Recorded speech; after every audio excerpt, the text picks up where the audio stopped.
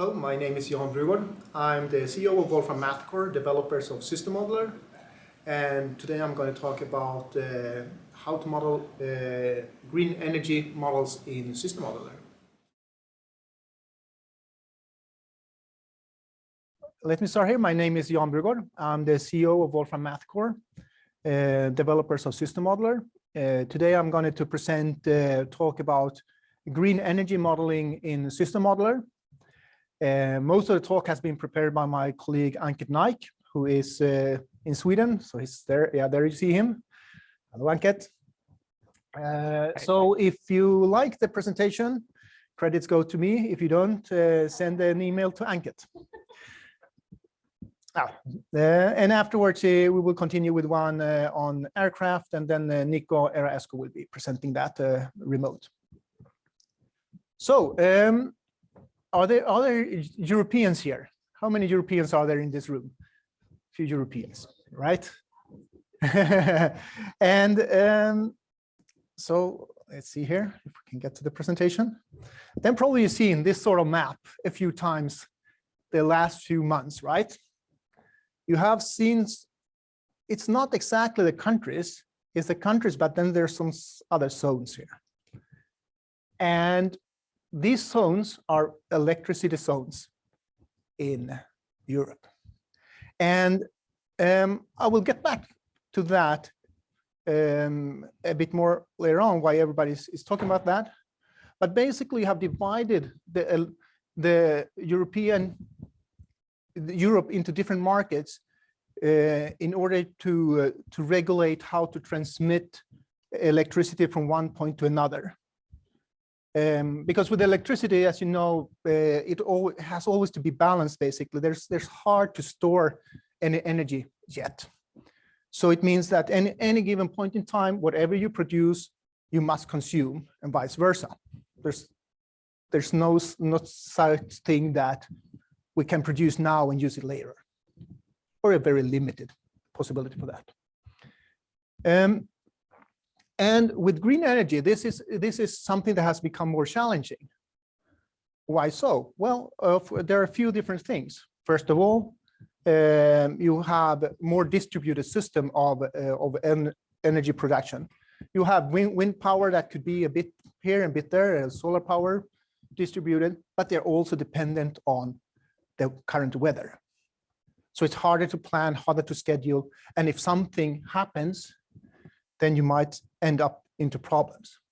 Therefore, you want to, when you develop some new technology, let's say you develop a new system for like concentrated solar power system that we will quickly look at the end of this presentation, you want to test that together with a grid and understand how it will actually work.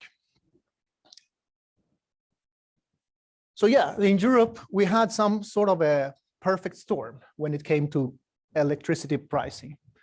What happened was, first of all, the unfortunate war in Ukraine, which led to Russia limiting their gas supplies to Europe. And many European countries, especially Germany, is very dependent on gas from Russia for their heating. So that energy has to be replaced by something else, which has led to more need for electricity. At the same time, in France, they had about 60% of the nuclear power plants shut down for maintenance. So only 40% of them were up and running. And Germany was closing a few of their plants at the same time as Sweden recently closed a few. And on top of that, in August, there was almost no wind for a couple of weeks in the whole of Europe. So suddenly we were not able to really produce enough energy. And in general, I can say that up north, we did produce enough if we would have kept everything for ourselves. But there is a system where you sort of need to distribute to other countries to sort of share that. So our prices in Sweden also went up, even if we had a surplus. The one here, as you can see, in France, this August, they had an increase of over 500% for the electricity cost. Now in France, they gave subsidies to sort of help people with that, but still, it's a big problem. Of course, that subsidy is a cost that they have to cover some way. So we thought, if we are now going to look at what you can do with green energy and system modeler, why not take a small try to make a small example of how this sort of works. So this is Sweden. Sweden works similar to Europe. It has 4 zones, and those are then connected to the rest of Europe also. We will disregard this here. In the north of Sweden, we have a lot of hydropower. Then in what we call the middle of Sweden, as you can see, it's not the middle, but no one in Sweden would call any place else than this the middle, if you're not from Sundsvall, which is actually the middle. But they would say that's the middle, but everybody lives down here. So this is the middle. I live here in the middle of Sweden. Here we have 3 nuclear power plants that provide quite a lot. And then down south, there's no major power production. Then we have wind all over Sweden, quite a lot of it up north. So just as Europe as a whole, we have a surplus of energy in the north, and we don't produce enough in the south. And we don't have capacity to transport this energy, electricity from north to south as well as we would like. We thought, let's make a simplified version of this in system modeler. So here on the side, we see the system model. I will open it soon. So of course, we didn't want to, it would take some time to prepare the whole electricity system of Sweden for the WTC. So we decided to do something simpler. We took, for each zone we have up here, we took the largest hydropower plant, Harsprånget. We took the largest city, Luleå. And then in this region, we took Sundsvall, which is in the middle of Sweden, according to them. And then we had no production there. They do produce hydroelectric and wind power there in reality, but we did not do that here. Instead, in the middle of Sweden, we kept one, the biggest of the nuclear power plants, and we kept the capital of Stockholm as a consumer. And then in the south, we added a wind farm as Mönsterås and the city of Malmö. And this because it will sort of will give an idea of how this works. And then, of course, you might want to do a complete model of this later on. But what you also have many times now with the green energy is that you have smaller microgrids. And they will, of course, be more similar to this one, but not as unbalanced, hopefully, as our model here. So yeah, let's go here and open this in System Modeler.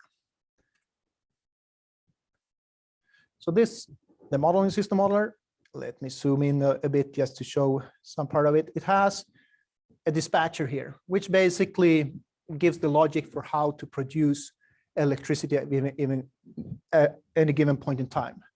We have the wind power here, where we use the data for weather data from Wolfram language for a specific day at a location close to this specific power plant. And then we have the loads designed according to what the city, roughly what Stockholm would require over a day, and so on. So once you set it up, and then you have also the transmission lines, of course, and these are important because that's where you have a lot of losses. Now in this is simplified versions of those. There will be another presentation later on this conference that I think will probably talk a bit more about that. But anyway, so you have this set up, and what you can then do is you can simulate this.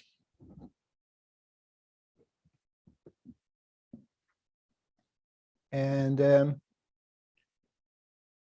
once we simulate it, we will have a few different plots. In this case, it might be hard to read what they show. We have the wind velocity, which, as I said, we read through weather data. And then we'll look at what's the available power, what's the power coefficient, meaning how efficient are the wind turbines, as this will depend on wind speed, for instance. And then whatever power, the total generated wind power. But we can look at other things. We can look at, let's say, the cost of and emission here and so on. So we can start to look at different scenarios here. But what we can do is, let me duplicate this. And for those of you that have used System Modeler previous versions, you can see that this thing here is something new. It's something similar to manipulate in Mathematica, called Explore. And here Ankit has prepared two different. It has something called current scenario, which is set up according to whatever this model had. And then we say, what happens if we double the capacity of wind power? So now he has set up the changes. It simulates again with this new setup. So, and you can do that as advanced as you want, this new scenario. So you run that, and let's do this. Hopefully put this on top of it. Oh, there I made something. Oh, sorry. Put it on the wrong. Let's do this. There you go. Power profile. And the power profile from this one. Now we can start comparing these two scenarios, what will happen. And let's zoom in a bit here. This is the frequency that we managed to have on our electricity. In Sweden and in Europe in general, we have 50 hertz. So that's where you want to maintain it, and there's some margin of what you can, how much you can vary that without getting into trouble. And the more wind power you have, the harder it becomes to control. So in this case, when we increase the wind power, we can see that the deviation from 50 hertz is bigger. So that's one of the things you need to control now with your green energy. And this, by the way, I'll show that later on, these sort of interfaces here where I can set up specific plots and specific setups. I can add sliders and things just as and manipulate. And you will see that later on in tomorrow's What's New presentation. Anyways, so in this case, the dispatcher basically tries to control the amount of power produced through nuclear power. So it sort of controls the nuclear power. In reality, that's not exactly what happens, but as we only have 3 power producers here, and we basically given Harsprånget, which is the hydro plant here, this profile. So that is given, this is the profile, this is what we will produce, is what the dispatcher says. And then we have Mönsterås, which is the wind power plant, is producing this thing here. Then whatever is needed to supply what the market asks for at the moment will be delivered by the nuclear power plant. Running a nuclear power plant like that is not really recommended, but in a simulation you can. Anyways, and then we can see the loads in Stockholm, which is much bigger city than the other ones here, as you can see, and city by city. And we can see the frequency. We can compare this with how an actual day in Sweden typically looks like when there's not too windy. On windy days, we use a lot of wind power, but in this particular day, there wasn't too much wind. So we can see here, the nuclear power is not sort of used to control, is sort of constant, and the hydropower here, but still, it will be used to some extent to control it. But then you can use a model like this to set up the grid and test your production facility against the grid and see how would it operate in that system. And you can start to look at things like, depending on which, how you set up the thing, how much hydro do you have, how much nuclear, how much coal. So Sweden does have 1% of coal, so we didn't include that in this case. It has, and what would be the CO2 equivalent of producing whatever power you need.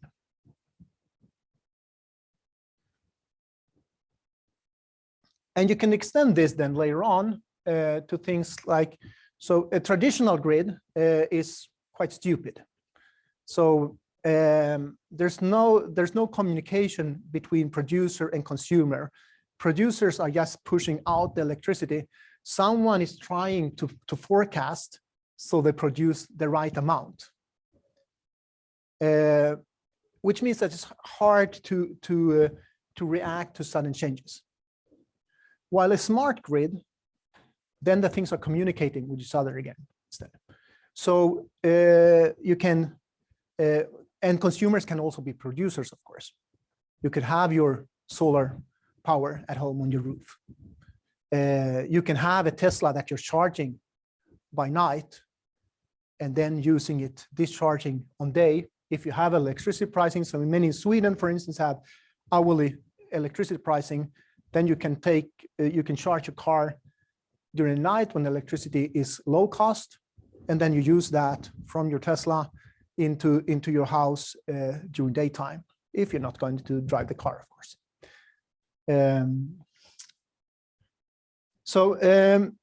Then, of course, these are also things that you could model and test. How will this work? How will this interact with each other?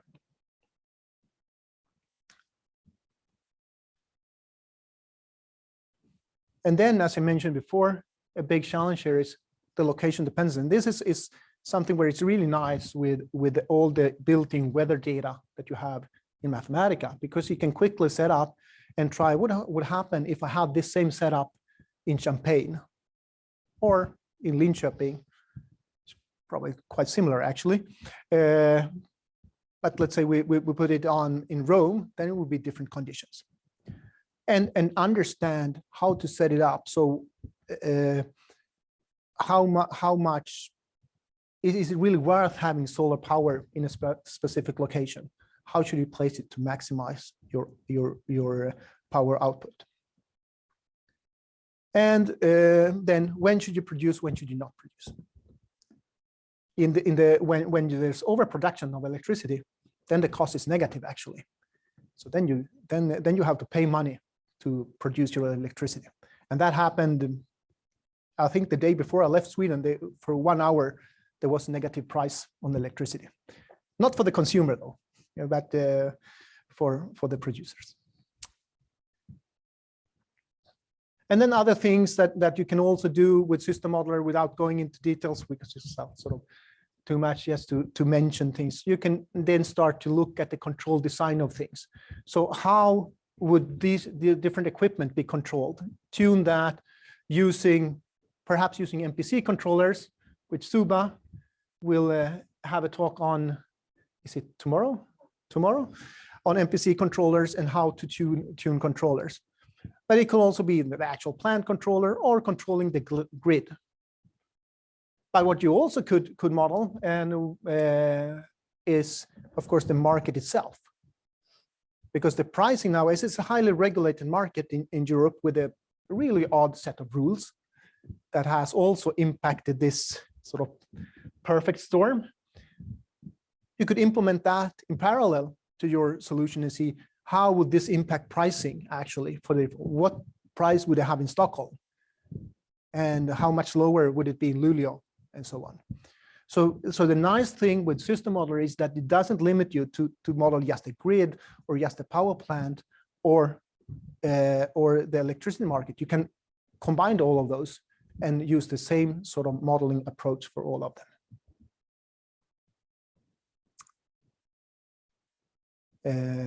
And just quickly before wrapping up, here is there's actually a presentation that was made, I think, should have looked this up. I think it was 2019 or something like that at the WTC, where we talked a bit more about this particular project from Acilio. They do concentrated solar power systems, which means that they sort of try to gather the energy from the sun in a small section, which they use to heat and drive a Stirling engine, and then that Stirling engine is generating the electricity. And this is, most of the customers are in warmer countries.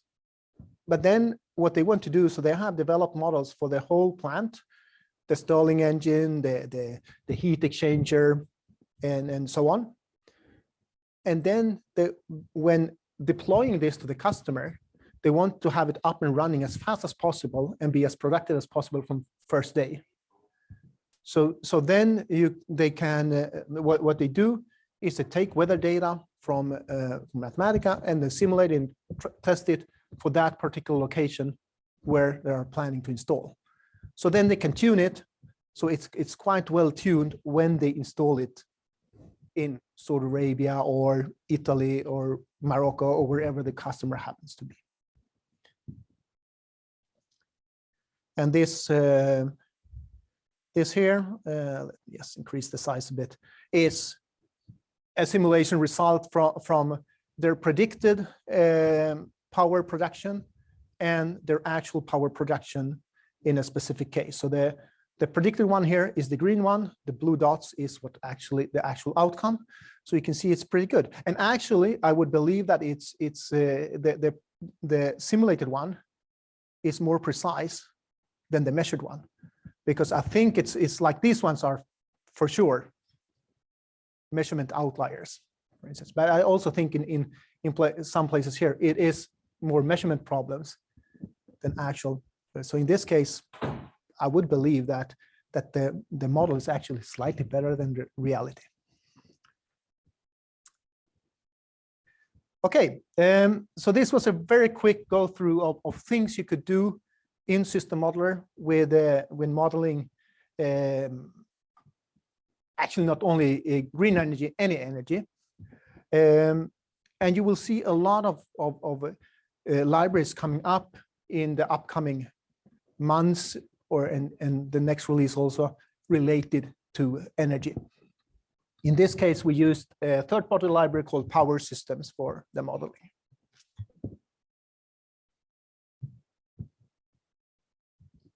And before I wrap up here, there's a few presentations coming on. Aircraft design in System Modeler coming up here next with Nico Eraesco. And I think, because this has started to run for him here, that I will just hand it over to him, and then we'll leave questions for after his presentation. So thank you very much.